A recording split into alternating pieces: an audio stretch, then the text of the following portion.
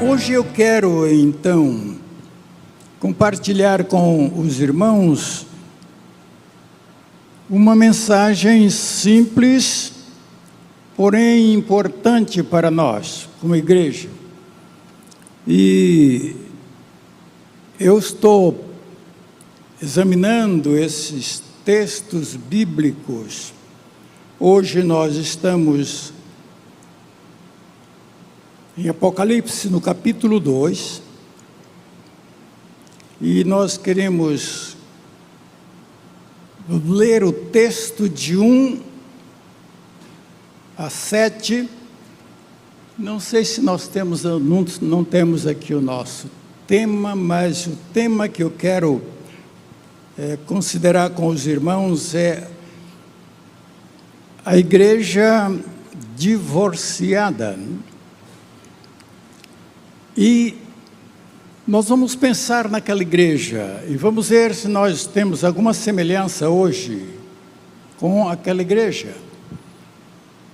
Lá, ela recebe uma carta, um conteúdo pequeno no sentido de a sua extensão, porém muito grandioso no valor do seu conteúdo, que eu quero pensar com os irmãos hoje e fazer um exame introspectivo para saber como é que nós estamos, se temos alguma semelhança com a igreja ali em Éfeso.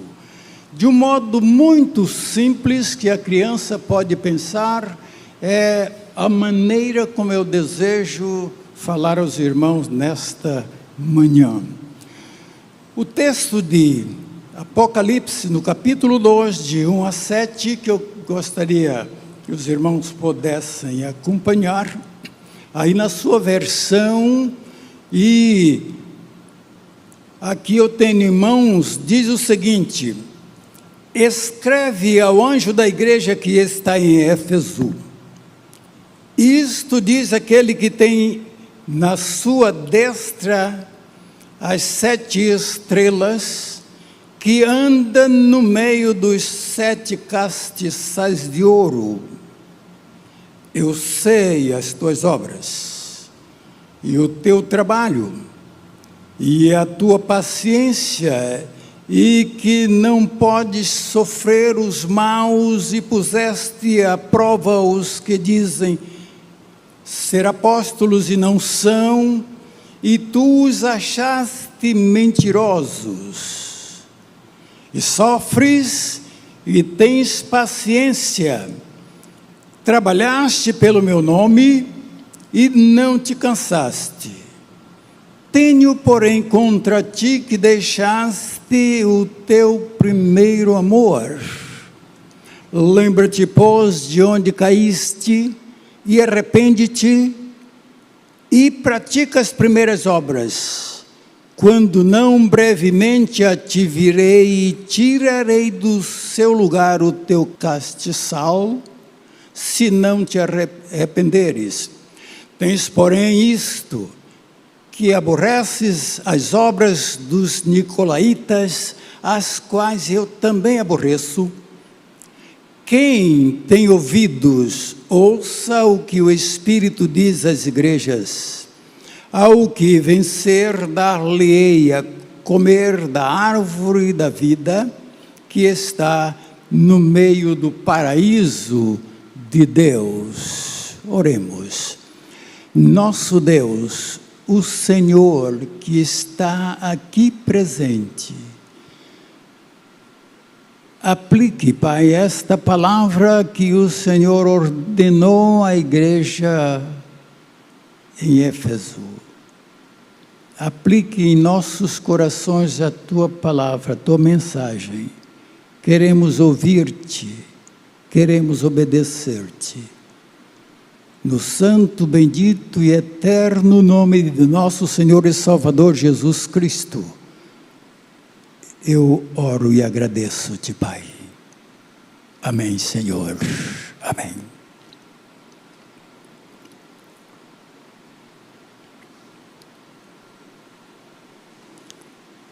Divórcio, os irmãos conhecem muito bem que é separação. E nós estamos exatamente trazendo este pensamento para a igreja quando nós lemos este versículo 4, que a igreja deixou e a igreja caiu. Quando nesse deixar ela caiu. E então nós temos aqui que a igreja divorciou-se do seu primeiro amor. Mas esta igreja, amados, tem algo bom que nós queremos considerar aqui, boas coisas.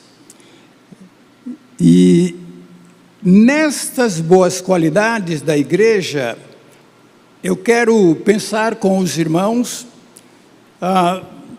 tendo em vista aquilo que nós naturalmente vamos pensar se está em nós, se temos essas boas qualidades. Em primeiro lugar, nós vemos que o Senhor se manifesta dizendo quem Ele é. Ele é o onisciente. Quando Ele se expressa dizendo, eu sei as tuas obras, que Ele sabe. Ele nos conhece plenamente. Eu sei as tuas obras. A igreja, portanto, trabalhava, ou o anjo da igreja, com sua igreja, naturalmente, trabalhava. O trabalho, amados irmãos, nós ouvimos aqui na escola bíblica, a lição da escola bíblica a respeito do trabalho. E parece que as igrejas estão esquecendo o fato de que ser crente é ser chamado ao trabalho. O Senhor Jesus Cristo nos chama para trabalhar. E tanta gente vem à igreja aos domingos e quer ar-condicionado, ouvir a palavra de Deus, volta para casa e não tem nenhum compromisso com a obra de Deus, com a obra da igreja, não pensa em missões, não pensa que a igreja existe para trabalhar. E vejam os irmãos o que a Bíblia diz a respeito do trabalho quando nós olhamos para alguns textos. Mas eu quero pensar inicialmente, amados, que Éfeso era realmente uma região que foi povoada, que foi colonizada pelos os gregos, vindos de Atena.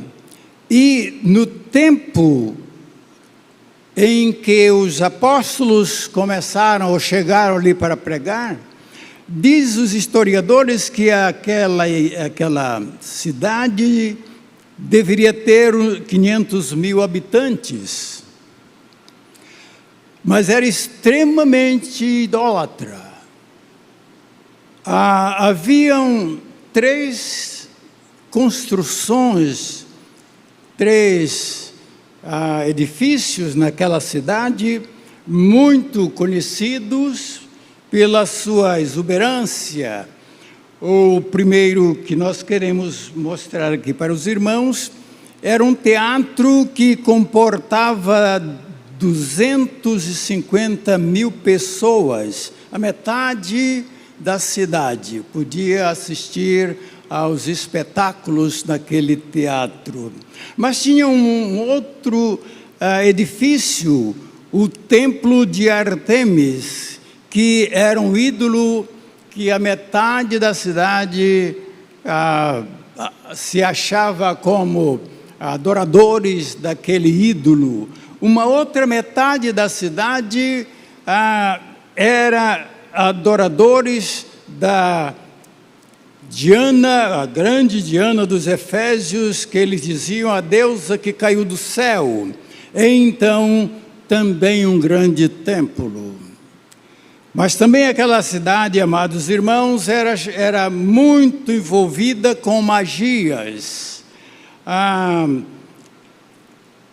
Atos capítulo 19, o verso 19, nós vemos que os conversos, os crentes, aqueles que se converteram, levaram os seus livros de magias para a praça pública e fizeram um enorme monte de livros e queimaram em praça pública. Mas este costume pagão continuou, a igreja cresceu, ela foi organizada, João, o apóstolo, Paulo pregaram ali, e essa influência naturalmente levou a igreja a crescer, mas não entendemos propriamente o porquê de tão depressa a igreja desceu, caiu, esquecendo o seu primeiro amor. Essa igreja foi organizada ainda na era apostólica. E quando Deus fala a João, lá pelos anos de 80, 70, por aí, ainda estava tão fresquinho na mente do povo, tanto a organização da igreja, quanto ao sacrifício de Cristo Jesus, mas a igreja agora, depois de ter elogios, ela recebe de fato uma repreensão, e nós vamos considerar então isto. Mas veja, quando eu disse que a igreja trabalhava, acreditamos que ela estava ainda olhando a sua missão como igreja, a expansão do Evangelho.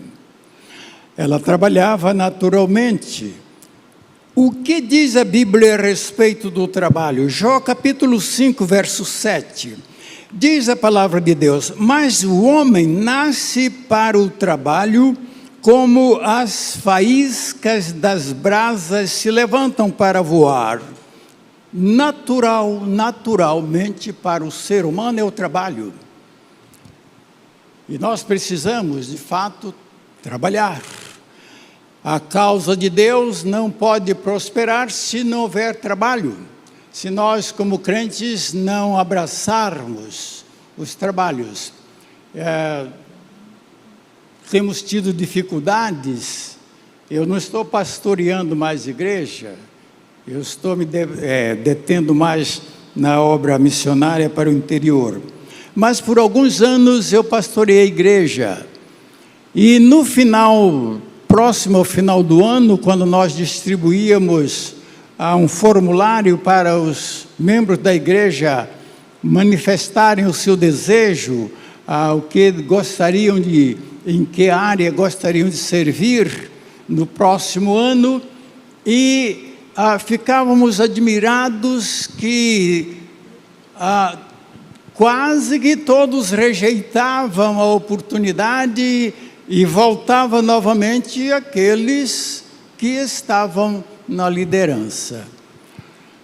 Isto é falta de entender que a igreja deve trabalhar. Cada membro da igreja, cada crente, pelo menos deve receber um dom. E este dom você precisa colocar em prática. Se você enterra esse dom, você vai ser responsável naturalmente, e o Senhor Deus, como juiz, na qualidade de juiz, vai lhe pedir contas disto. Por isso, amados, nós precisamos ter em mente que é necessário que nós abracemos o trabalho da igreja, seja o trabalho aqui na sede, ou o trabalho fora, o trabalho especialmente missionário. Então é natural, diz Jó, escrevendo no seu capítulo 5, verso 7. O que Salomão está dizendo em Eclesiastes 1:3, ele diz: que vantagem tem o homem de todo o trabalho que faz debaixo do sol? É uma pergunta que ele... mostrando que, na verdade, o trabalho é algo que faz parte da nossa vida, mas que não é o tudo da vida. Nós devemos ter o trabalho como a parte da vida, mas não como o todo da nossa vida. Ele chega no capítulo 6, verso 7, ele diz: todo o trabalho do homem é para a sua boca, e contudo não satisfaz a sua cobiça. Estávamos ouvindo de algumas pessoas que agora, nesse ano de pandemia, teve que deixar o seu trabalho e ficar em casa, e ficou em dificuldade, porque não tinha costume de ficar em casa, porque se dava ao trabalho, todo o seu tempo era para o trabalho.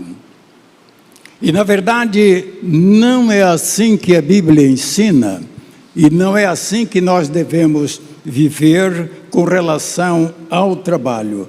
Olha o que diz Provérbios capítulo 14, verso 23. Em todo o trabalho há proveito, mas a palavra dos lábios só encaminha para a pobreza. Volto novamente a pensar que o trabalho é algo que nós devemos tê-lo como a parte da nossa vida controlado.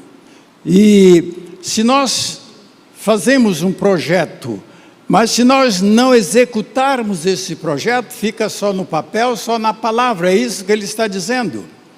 E se nós não trabalharmos, o que vai acontecer? Nós vamos empobrecer porque não vamos fazer nada. Não vamos realmente alcançar o objetivo do nosso projeto. Só a palavra vai levar para a pobreza. Então, trabalho é trabalho, que nós precisamos olhar com responsabilidade.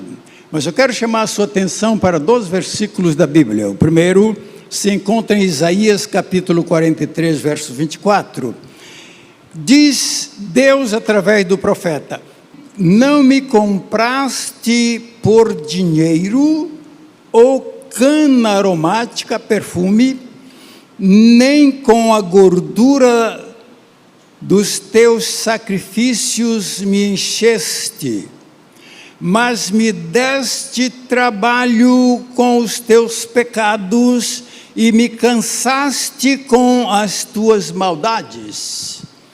Deus falando ao povo de Israel exatamente isto. E olha, veja bem, quando Jesus disse: eu trabalho até hoje, meu pai trabalha até hoje, eu trabalho também, ele está se referindo a este fato de que Deus está trabalhando em nosso favor. Ele está tendo dificuldades em conduzir a igreja. O texto está dizendo que Jesus está no meio da igreja. E ele está realmente fazendo o quê? Ele está trabalhando a fim de que a igreja possa estar caminhando na direção que deve. E então, eu não sei se você já viu alguma família onde um filho ou uma filha se torna rebelde. Você já pensou o trabalho que os pais têm com aquele filho ou com aquela filha? Dá um trabalhão. Eu sei, eu conheço pessoas que estão tendo um trabalho enorme com um filho ou uma filha que é totalmente alienada dos conselhos dos seus pais. Dá trabalho. Daí, quem não trabalha, dá trabalho. O texto que eu vou mencionar aqui para os irmãos, veja bem, 53, verso 11 de Isaías, diz: o trabalho da sua alma ele verá e se alegrará, e ficará satisfeito com o seu conhecimento. O meu servo justo justificará a muitos, porque a iniquidade deles levará sobre si. A iniquidade, o pecado caindo sobre o Senhor Jesus Cristo, nada é senão um trabalho. O trabalho, esse trabalho, diz a palavra de Deus, é o que ele vai apresentar naquele grande dia, quando ele vai levar a sua igreja e dizer: Pai, aqui está o fruto do meu trabalho. E a igreja vai estar ali para ser glorificada. Nós vamos ter esta grande bênção, porque alguém trabalhou por nós. Alguém está trabalhando no meio da igreja, trabalhando pela igreja, Jesus. E esse trabalho alegra o coração do Pai. 1 Coríntios 3, 8, diz: ora, o que planta e o que rega são um, mas cada um receberá o seu galardão segundo o seu trabalho. Agora a igreja. Qual o galardão que você vai esperar de Deus se você não abraça o trabalho na igreja? Trabalho missionário. Você está como um simples espectador na igreja, no culto, e vai para casa e nada mais faz pela obra do Senhor. Qual será então o seu galardão? Vemos ainda, amados irmãos, que por causa disto, você vai receber um galardão. Capítulo 15, verso 58, Paulo diz assim: portanto, meus amados irmãos, eu acho que os irmãos conhecem esse texto. Alguém conhece esse texto? Capítulo 15, 58, da primeira carta de Paulo aos Coríntios. Alguém lembra? Vou iniciar. Portanto, meus amados irmãos, sede firmes, que mais? E constantes, sempre abundantes na obra do Senhor, sabendo que no Senhor o vosso trabalho não é vão. E eu gostaria de repetir com os irmãos, todos, vamos repetir esse versículo, 15, 58, 1 Coríntios, vamos lá? Portanto, meus amados irmãos, sede firmes, sempre abundantes na obra do Senhor, sabendo que no Senhor o vosso trabalho não é vão. Trabalho. Agora, amados irmãos, esta boa qualidade da igreja também nos leva a pensar numa outra boa qualidade. A igreja era paciente. Jesus disse: eu sei o teu trabalho, a tua paciência. Lucas capítulo 21, verso 19, Jesus diz assim: na vossa paciência possuís a vossa alma, se faz necessário a nós todos, igreja, obreiros, pastores, termos paciência. Olha o que diz Paulo escrevendo aos Romanos, no capítulo 5, verso 8. E não somente isto, amados, mas também nos gloriamos nas tribulações, sabendo que a tribulação produz paciência. Aqueles que pregam que a igreja você precisa se converter para não ter mais problema, é uma mentira. Isto é mentira. A igreja vai enfrentar problemas. E diz o texto bíblico, sabendo que nós vamos ter tribulação, mas a tribulação produz paciência. Capítulo 8, verso 25. Mas se esperamos o que não vemos, com paciência o esperamos. Paciência. A igreja em Éfeso tinha paciência, estava realmente demonstrando paciência. Capítulo 9. Deus suportou os vasos da ira para a perdição com paciência. É o que ele hoje continua com paciência, suportando o pecado, a maldade, a ingratidão do ser humano, e ele aguarda, ele espera, dando oportunidade para alguns que hão de crer, que hão de ser salvos. Ele aguarda com paciência. Segundo aos Coríntios 6, 4. Sejam recomendáveis em tudo, na muita paciência. Capítulo 3, verso 5. No amor de Deus e na paciência de Jesus Cristo permaneceis. Hebreus 10, 36. Necessitais de muita paciência para que alcanceis a promessa. Lembrem-se de Jó, diz o autor da carta. A paciência de Jó. E agora, Tiago. 2 vezes Tiago repete a mesma coisa. Capítulo 1, 3. Capítulo 5, 11. Sabendo que a prova da vossa fé produz a paciência.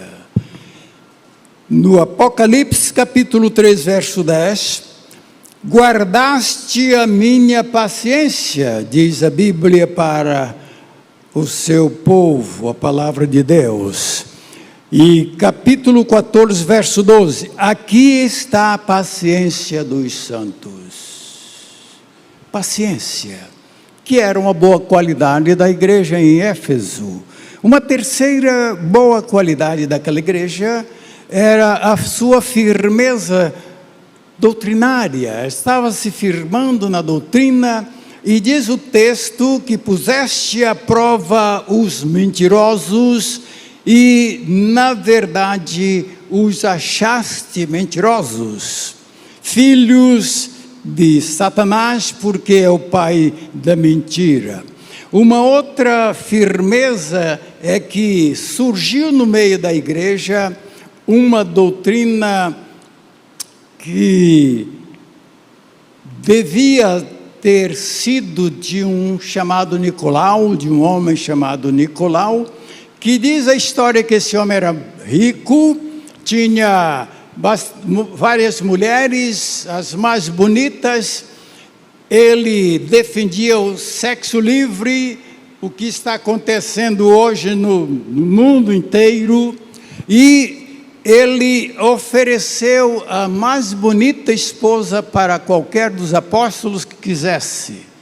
E se eles tivessem aceitado aquela oferta do Nicolau, eles teriam então estado entre os nicolaítas. Mas este servo de Deus, a igreja não aceitou aquela doutrina, porque era diabólica. E o Senhor Jesus disse: vocês aborrecem essa doutrina, porque eu também aborreço. E a igreja era incansável no trabalho. Mas, amados, a igreja recebe agora uma advertência, realmente, depois de elogios, uma repreensão. Ela deixou o seu primeiro amor. Olha o que diz 1 Coríntios capítulo 13, versos 2 e 3. Você pode entregar o seu corpo para ser queimado. Você pode dar todo o seu dinheiro, seus bens em esmolas. Mas se o propósito não for o amor, não vale nada. O nosso propósito, portanto, amados irmãos, deve ser o amor de Deus no nosso coração. Nunca perder o amor, nunca cair, mas que o amor de Deus, o primeiro amor, este amor que nós recebemos, por causa deste amor, hoje nós somos o que somos salvos por Jesus Cristo. Como é que diz João 3,16? Eu não sei se os irmãos têm de cor. Mas ali nós temos então, Deus nos amou de tal maneira que deu seu Filho único para que todo aquele que nele crê não morra, mas tenha vida eterna. Este amor nunca deve sair do nosso coração, do centro da nossa alma. E vejam os irmãos que o Senhor está neste momento corrigindo a igreja. A Bíblia diz que a palavra de Deus nos corrige. Ela é exatamente para isto, para nos corrigir, para nos chamar quando estivermos errados. O Senhor quer nos conduzir e Ele nos chama. E Ele disse: arrepende-te, e se não te arrependeres, certamente tirarei do seu lugar o teu castiçais. Arrepende-te. O crente, graças a Deus, que tem esta qualidade, esta bênção, que ele está pronto a voltar para Jesus se comete pecados. Eu creio firmemente que aqui todos quantos estão, talvez nunca tiveram um momento de se afastar de Deus, de cometer um pecado, porque pecado é pecado. E quando um crente comete o pecado, ele cometeu um pecado, e ele está dando trabalho ao seu Senhor. Nós estaremos dando trabalho ao nosso Senhor, se estivermos cometendo pecado. E Ele nos chama: arrepende-te e volta para o teu lugar. E aquele que volta tem um galardão, vai ter galardão, que o Senhor tem em suas mãos para cada um. O herói vencedor vai se alimentar árvore da vida. Hoje a palavra de Deus que nós temos em mãos, uma vez arrependido, volta para a palavra, volta para a igreja, volta para o trabalho, e na eternidade uma coroa está preparada para nós. Olhe para a vitória do Senhor Jesus, que Ele nos dá essa vitória. A ressurreição dos mortos, um novo corpo incorruptível, imortal, e uma nova terra, um novo céu, nova terra, e uma nova cidade, e Deus faz tudo novo. Olhe para Apocalipse capítulo 21, tudo novo.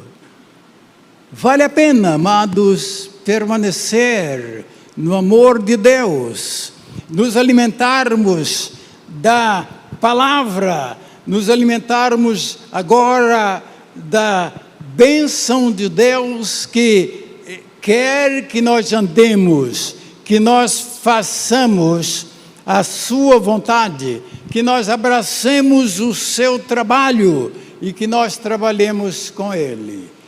E que Ele possa dizer: eu estou trabalhando, eu estou no meio da igreja, mas a igreja está trabalhando comigo.